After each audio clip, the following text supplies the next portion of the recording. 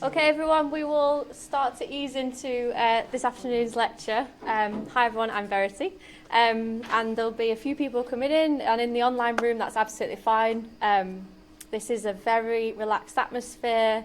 I'm co-presenting today with a glamorous assistant, and this is a public talk, so please feel relaxed, eat your lunch, take comfort breaks, grab more water, whatever suits.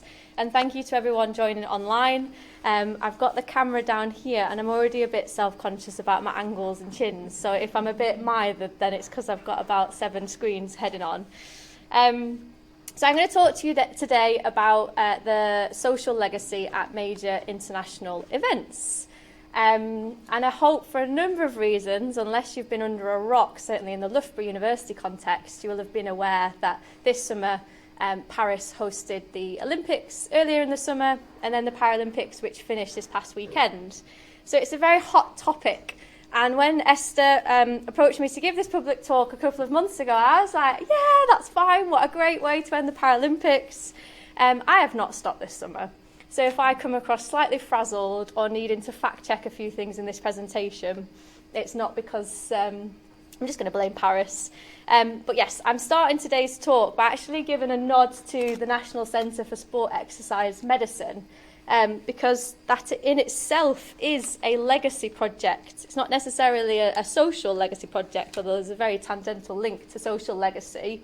And I looked up very briefly before, and I'll put this link in the Teams chat, that the partners back in 2013 were given about £10 million to start the centre by what was then called the Department for Health, in order to start this sort of collaborative centre-based approach. And you will note that the logo, which is on the side of the building too, is a culmination of the Olympic rings. Now, I probably shouldn't admit that in a public lecture that's recorded and going online, because that's technically breaking the trademarks of the Olympic rings, but it's transformed enough that the International Olympic Committee will hopefully not serve Esther her papers in the coming months. But just being virtually in this building and then physically present in this building, we are in legacy. And legacy is a very contested term. And I, believe it or not, have been looking at the term legacy for over a decade now. And what I will not be able to achieve in the next 30 minutes is covering all of the ground of legacy as a concept, social legacy in itself, or all of the events in the UK and beyond that have engaged with some form of legacy. So this is a public talk. And I am going to focus in on my research. I'm going to be quite self-indulgent today. But that in itself will hopefully be nostalgic for people in the room, because a lot of us will have a direct or indirect connection to the London 2012 Olympic and Paralympic Games. But also for me in my current position, I'm a Vice-Chancellor Independent Research Fellow. And for the past 16, 18 months, I've been looking after my PhD, where to take my research and innovation next. And this is a representation of some critical self-reflections and project reflections of where we need to take legacy. If anybody wants citations, sources, anyone wants to fact-check anything with me, there's time afterwards for questions. And this is all majority of stuff pulling out of my PhD and recent works. I can send you all that afterwards, but I'm going to try and keep this quite conversational and, dare I say it, interesting. 3 sort of 10-minute parts. I've not started my timer, so I'm definitely going to rely on Esther to time check me. The first part will be looking at the sort of technical side of event planning and social legacy. The second part, I'm going to hone in on London's journey, and just by way of that, the UK's journey, and then consider through the lens of London and this event planning model, where to now, where to for the next 10 years, where to 2040, and I'll come back to 2040 towards the end.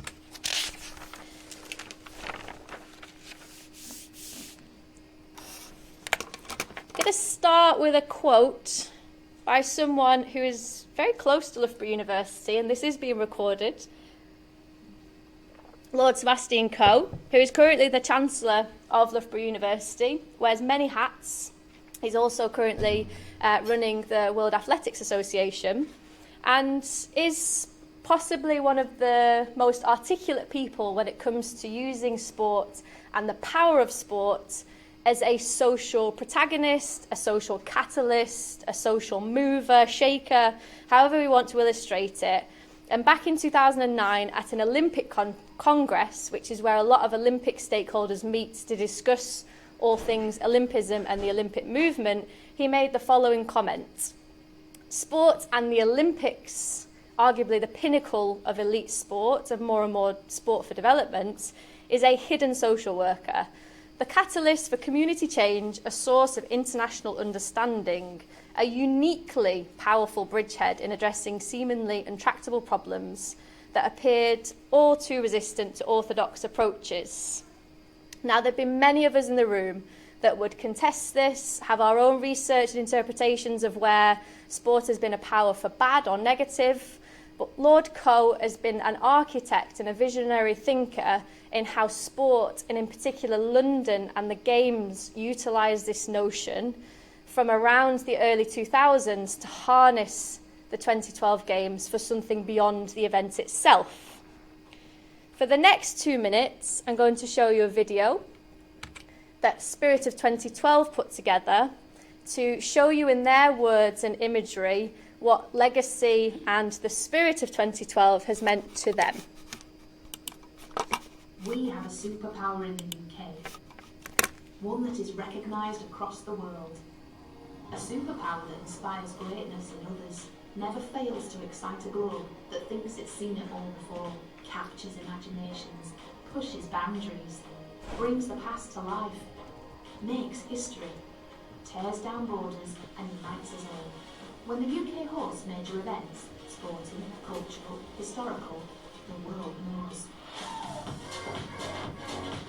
Starting in 2008 with the Liverpool European Capital of Culture and continued by the overwhelming success of London 2012, we have set the benchmark in delivering major global events, tournaments and spectacle. These have become part of our DNA.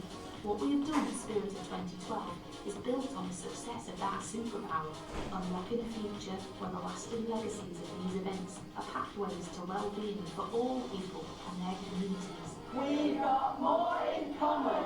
An impact that reaches far beyond the turnstile, the flags and fan zones, where they make credible and permanent differences to our lives. For 10 years, Spirit of 2012 has been proud to play a small part in many of our most prestigious events as a funder, champion and guide. Investing, funding access to physical activity, arts and volunteering, building on the legacies, extending the benefits further into communities. So it doesn't just stop at creating shared memories to look back on, but about laying foundations to look forward. About using the platform, the visibility, the spotlight, the sense of unity to effect real change, making our superpower count for now and for future generations.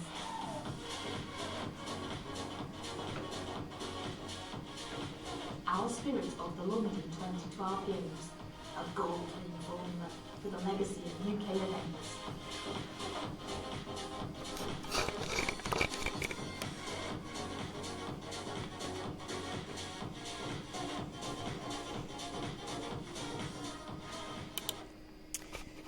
So I will preface, I have currently got some funding from the Spirit of 2012, and there are some people on the call in the online room listening to this talk as a learning partner. And Spirit of 2012 and what was captured in this video will sort of play into some of my thinking throughout, and especially towards the end. But I think that just really neatly captures the affect, the emotion, the performance of legacy as it's trying to persuade different users, different funders, different partners to get on board with what events can do in different settings. And what that kind of looks like in a play on a sport management model or an academic model is a route to getting to legacy. So on the left-hand side of the slide, you have got the first phase of putting together an event. That is often a feasibility study and a bid to whatever organisation you are looking to host. So for example, the Paris Summer Olympic and Paralympic Games put in a bid to the International Olympic Committee and to an extent the International Paralympic Committee.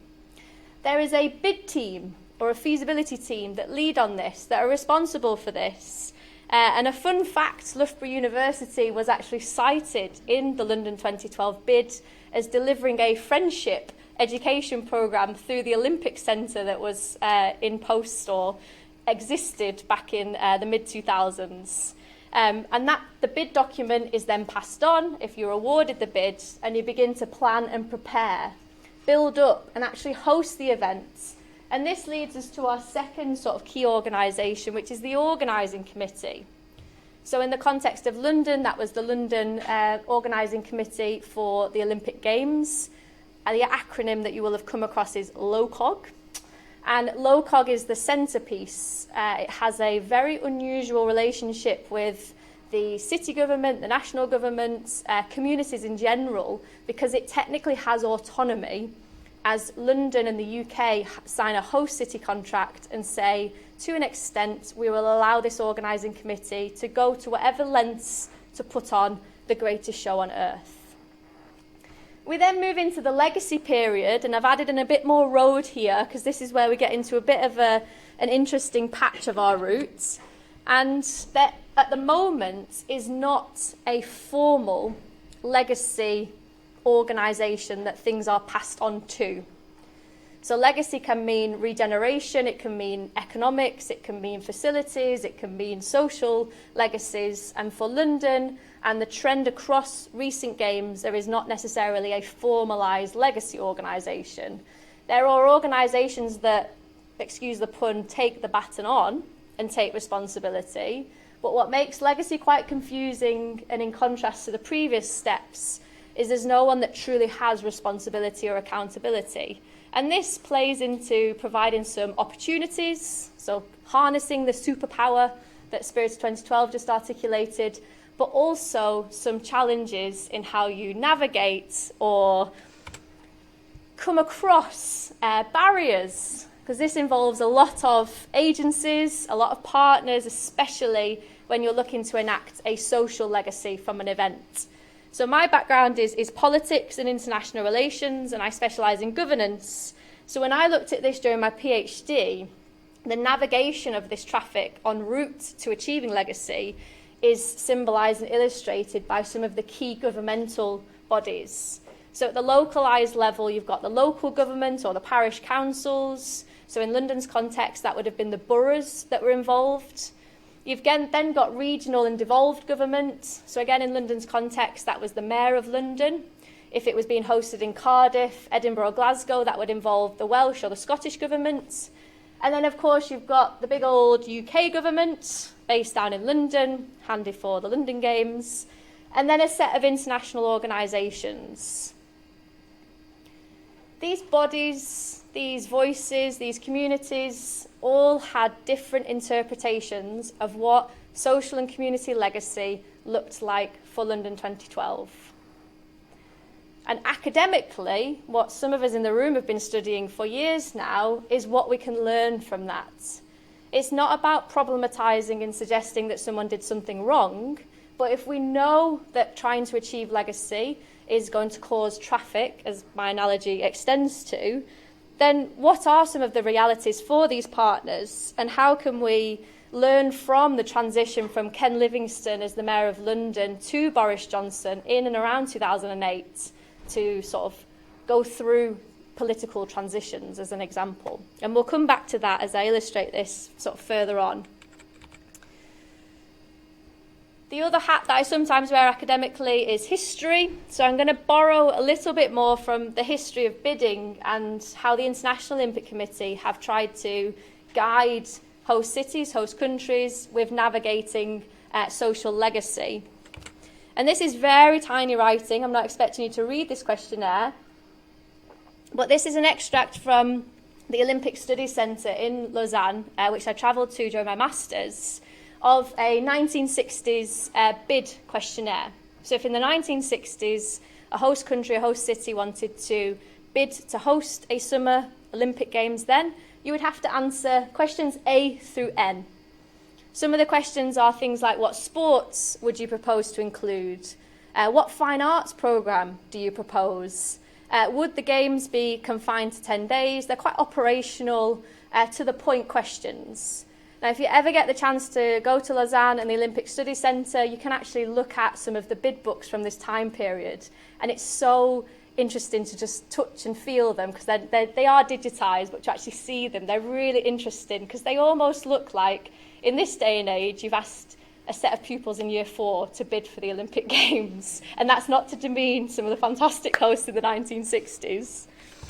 I'll have historians coming after me in a sec. To contrast with that, London bid to host in the early 2000s, and this is an extract from the candidature questionnaire. So this is part 2. There are multiple parts to this. In contrast to A to N, you have got themes, you have got sub-themes, and theme 1 is the Olympic Games concept and legacy. You had to tell the International Olympic Committee what your conceptualisation of the Games was, and what the legacy would be, which was new for this bidding period. Another, for those eagle-eyes, and I've seen we've got Ian Britton on the call, for those eagle-eyed, the other sort of innovation in bidding in this time period, which had a significant impact on the social legacies of London 2012, was theme 9, and actually including a whole section on what you're going to do and harness around the Paralympic Games. Unfortunately, I won't touch too much on the Paralympic Games or disability today, but that will be a topic for another public lecture, or I'll put links out.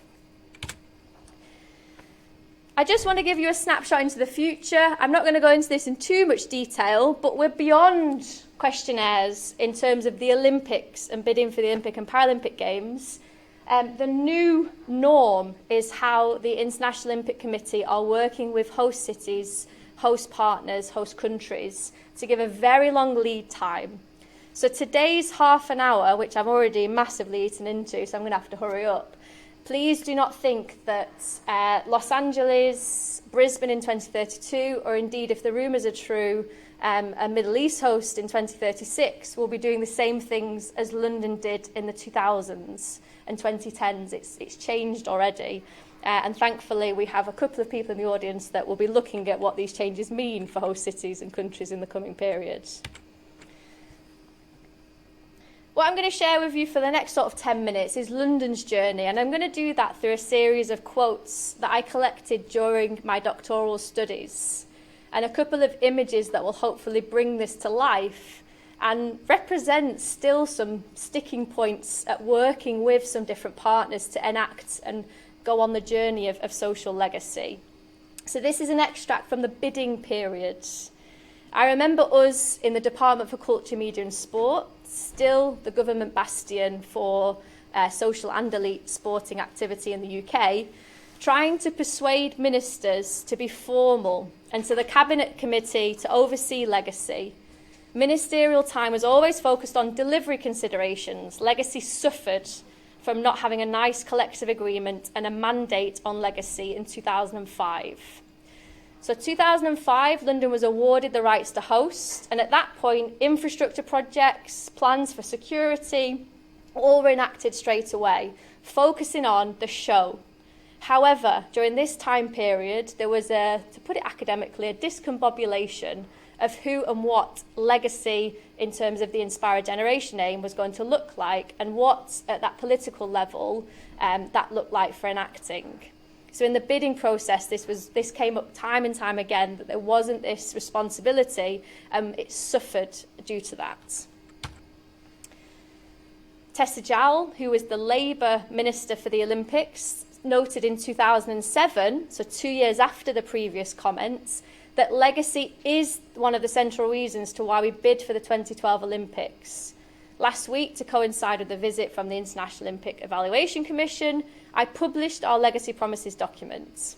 It is not a policy, but it focuses on particular benefits, including some connected to social legacy, for example, young people and the wider benefits. And Tessa Jowell published this very short, sharp document. It's about 10 pages long. I've put the cover and the back cover on this slide here. And it showcases the key contacts and how to get in contact with them. So the Department for Culture, Media and Sport, the British Olympic Association, the British Paralympic Association, now Paralympics GB, Greater London Authority, LOCOG, and the Olympic Delivery Authority. So this is a smaller list of potentially people that are responsible for delivering legacy from London 2012. However, as the quote on the screen denotes, this was still maybe too many cooks, spoiling quite a extravagant broth. So the quote states, "The sport landscape is littered with organisations that are doing brilliant work, but when you have a landscape that's littered with brilliant organisations, the end user can quickly become confused." The end user in this time period, the build-up to the Games, is the national press, the media, who had a lot to say about legacy. It's partners on the ground, some of which are still in existence, for example, the Youth Sport Trust, of how they can contribute. It's people in schools, it's teachers wanting to use the Games to inspire the children that they're teaching, and it's us, the audience, the community members, the citizens. What is legacy? Who is doing it? What can we expect? In this point, there was confusion. And although the Labour government and Tessa Jowell tried to bring a level of management and expectation management in particular to this, we see that the end users were territorialised, a little bit concerned, working in silos. And I could probably put this quote up and say 2024, and it's still not far off from the truth in some areas of sport for development and social change.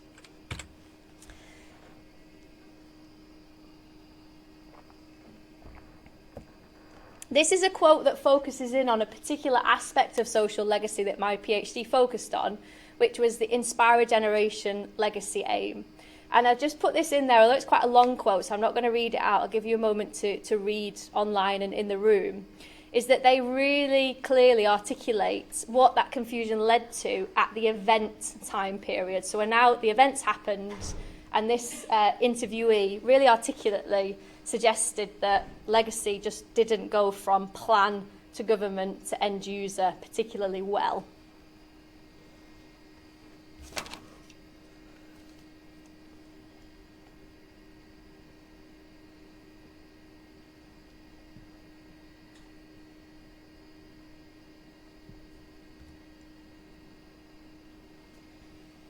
So it's not that the legacy planning that Tessa Jowell, Sebastian Coe articulated or built towards, it was the enactment of it, the actual delivery of it did not necessarily run quite as smoothly. So local providers, for example, didn't have the right facilities, didn't have the club capacity to capitalise on the superpower of inspiring a generation in this case, or bringing in volunteers that had volunteered at the Games, which is the Join In campaign. And again, this is an observation of what people reflected on in terms of this event time period. We then get to the legacy time period. So we're now into reflections that are 2012 onwards. And I wanted to put this in here, and a lovely picture as well, one of my favourite memories from London 2012. In that there was a sense of frustration from people within the sports sector or across different sectors that had tried to harness the Games for social legacy. And this is Anna-Marie Phelps, who is still working tirelessly as a leader in a sports setting, currently connected to the International Working Group for Women in Sport. And this got me thinking. I heard her say this, so I'm not going to try and do her accent because she's from a very different part of the country to me. I'm really bored reading the negative media on this. I do believe 2012 has left a huge legacy for sport in this country, but to talk about 2012 is missing the point.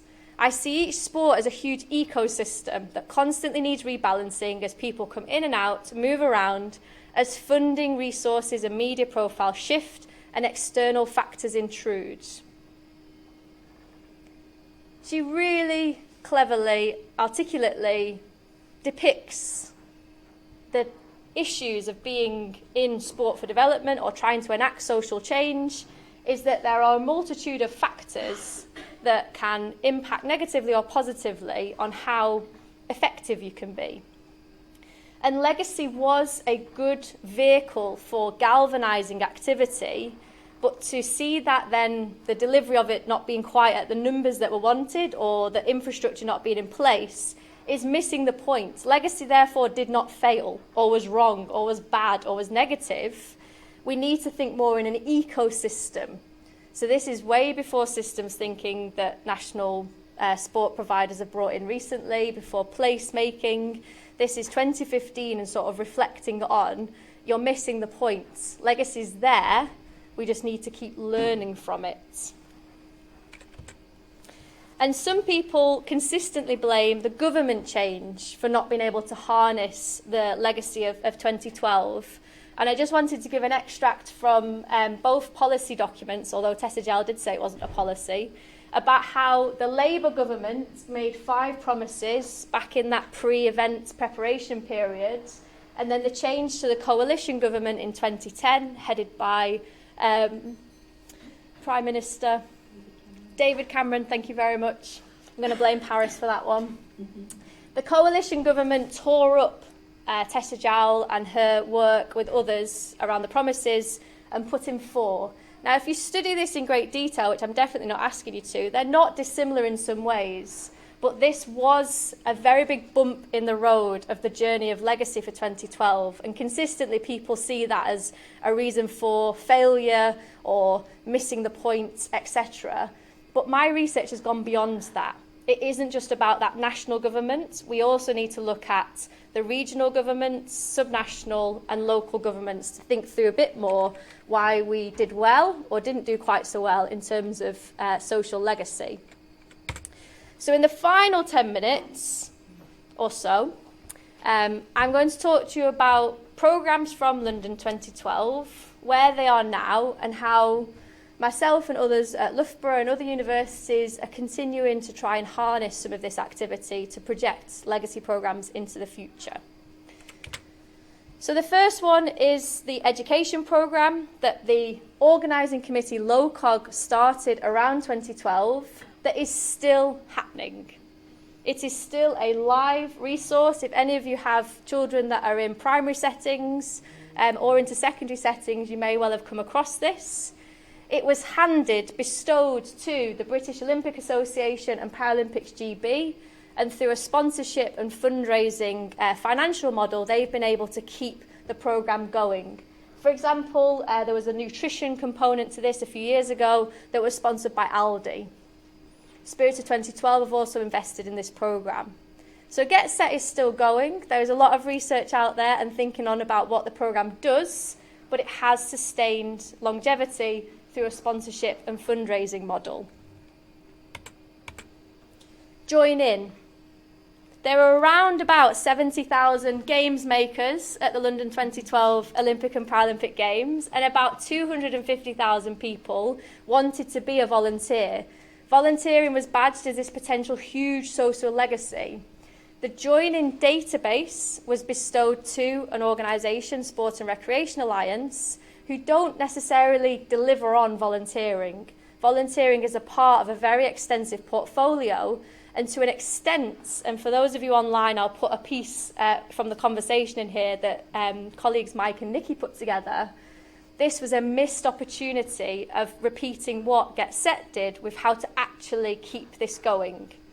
So this piece from 2022, which was celebrating London 2012 volunteers, was story-based. It was individuals that have really interesting, positive stories about carrying on volunteering. Esther was a change maker, and I'm sure has a fantastic story about how it's influenced or potentially kept you in volunteering. But on that mass scale, we are in this country, in the UK, in particular in England, we have a volunteer shortage. So it's not necessarily carried into that broader brush debate. The final programme I'm going to sort of show you about is the International Inspiration Programme. And I've worked with colleagues in Japan who have done this slightly differently through their Sport for Tomorrow programme. But this is just a different example of how social legacy programming happened and transferred. So International Inspiration, in a nutshell, was Get Set but abroad. It was delivered by Comic Relief, the Department for International Development, which has subsequently changed names, and a few other partners. Had an independent evaluation, very favourable, fantastic numbers, great as a headline programme, and it transferred slowly but surely into the UK sport ecosystem, who deliver elite sport but focus on international development. And they still use this programme to influence some of their partnership programmes and some of their social partnerships working, which more and more is becoming domestic as well as international.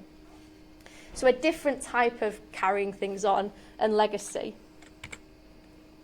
Now, beyond London 2012, a quirk of the journey and who is responsible, who is responsible for social legacy, was the introduction and becoming of an endowment fund, which became Spirit of 2012.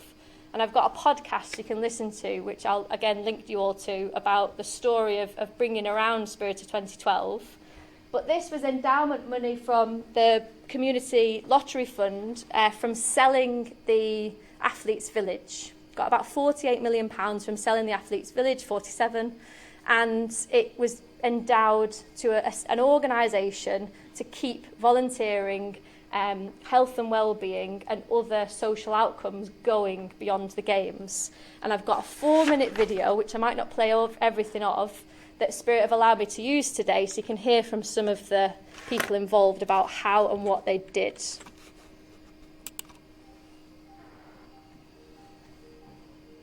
But there was loads to talk about legacy and what would it be, and I think people looked at the participation legacy, but there was so much more to come out of it than that. So when I got asked to be involved in Spirit 2012, it was this huge opportunity to really embed that legacy in local communities, not just in more people doing sport, being physically active, but in community groups and in volunteering and in arts, and using people's connection with the games to make a difference to other people's lives.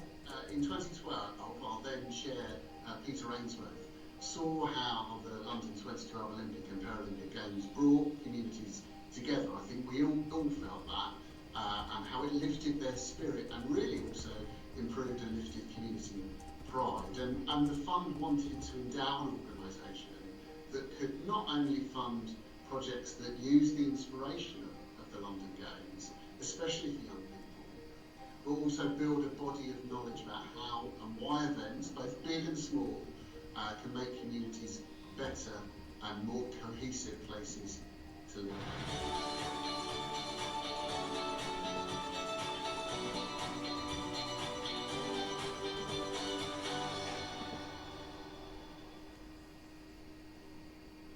I'm just so pleased that this is carried on 2 years out. I think everyone was always really nervous that, well, the London 2012 Paralympics is a one-off deal, but this shows that it isn't. Just today, the enthusiasm that we've seen here, it's really incredible, and I think it's just a good sign that this is going to continue. Life is measured by the impact you have on other people, and I think I'm sure Maggie Alfonsi will forgive me for interrupting her there. And we will hopefully be doing more with the rugby community with the World Cup happening next year in England. This video goes on a little bit longer, but I'm conscious of time, so I'm going to sort of begin to wrap this up. There is a rich body of evidence now from what Spirit of 2012 funded, and again, lessons to learn, to transform, to pass on. And in my own interpretation of Spirit of 2012's approach to learning, they want to know what worked well and what didn't. There is not this mantra that everything they did turned to gold, or that everything had super positive outcomes. They're being an endowment fund, being slightly autonomous in a larger landscape of sports. They have had a degree of flexibility and accountability to what they could fund and play around, for example, with funding cultural events, arts events. They funded a huge amount of work around social legacy or social impacts and the City of Culture programme, the Eurovision Song Contest being hosted in Liverpool. So they as funders have pushed the boundaries, and as from an academic setting, it's just really interesting to see how they've navigated it and something that we're working with them on. Where to now? The UK still hosts and will continue to host a number of events, which is great for my research. I'm hopefully going to have a job for a wee while now. And there is definitely a shift from using the term legacy. Hopefully someone may ask me that in the question and answer. Isn't legacy the most hated term in sport for development / event development? Maybe. There is now the power of events sort of symbolises this, which is a collaborative project between UK partners. There is now a change in the landscape that it is about impact and outcomes rather than banding the word legacy around. And these impacts and outcomes will go beyond social legacies. It's around trade, it's around regeneration, and there is planning. But what's been interesting post-London, and certainly in the sort of past 6 years or so, is learnings around who is involved in some of the social legacies and spreading it amongst the UK population as a considerable critique of London and social legacies, where it was very based and isolated to particular communities, and if not silenced particular communities. So we've got some way to go, but there are different debates, different locations, different thinking, 12, 13 years out of hosting the Games, and there's still plenty to think through. That might just be a hard sell for me wanting a job. What we've contributed to here at Loughborough is a feasibility study of a capital of sports, and it's flipped the event cycle on its head to an extent, as Spirit of 2012 charged us with the idea of thinking about health and wellbeing outcomes as the starting point of the event journey, and then thinking what event would be appropriate to enact and deliver on a health and wellbeing outcome, and could that work in particular locations. So I'm not going to go into that too much now, but going back to the diagram I represented at the beginning, we've put the question at the start. So legacy, impacts, outcomes have to be baked in from the start, and to an extent we are now learning it's actually not about the 10 days, 15 days of the event. It's about the outcomes, the communities, the beneficiaries from the start, and almost thinking about how an event fits with that. And an event might not fit. Please find out more via the QR code and the beautiful websites John and others in the university designed for us. But we just got some snapshot findings, and there's a small pamphlet here at the front for those of you in the audience. And some of these tropes are what we heard from the quotes earlier in my presentation. Legacy or social outcomes need to be genuinely geographically inclusive, have a strong purpose for the communities that they're being delivered in, offer something different and productive to the UK event sector and ecosystem, which is now very strong, to bridge and be cross-sectoral, to use the strength of a health and wellbeing outcome and how that can help hosting an event. But that has to be meaningful. So co-production, participatory must be embedded in if you are going to be successful with this. So wrapping up in the next moment or so, there are ways to navigate the traffic of the routes of events. And I lived in Birmingham for a number of years, so I couldn't resist to put this as my reality of navigating traffic. And when you pose the question, how important is social legacy at major international events, we empirically, through evidence, lived experiences, official documents, media reporting, know that social legacy is important to many people in events ecosystems. However, the reality of navigating social legacy at major events is very complex, takes time, resource, energies, and we've got a really interesting opportunity to have a dialogue now, to connect with a couple of different research and innovation projects, and to use teaching and learning to just continue to ask this question, because you will interpret society, you will interpret legacy in many different ways, and each major international event has different quirks and characteristics in itself. So apologies to not actually have an answer for you, but hopefully I've triggered some thinking. And a quick plug about, again, Matt and I wanting jobs for decades, is we think that potentially the UK should try and bid for a 2040 Olympic Paralympic Games. We released this late on Friday, so I'll put a post in the chat about this, but there's the QR code. And we're building this narrative of justifying hosting off of the back of what we've learned, what it could offer to the UK context now, which is very different from when Sebco and others were putting together the bids in the late 1990s, early 2000s. Esther, I said 30 minutes, and I've gone over, but we've got time for questions. Thank you.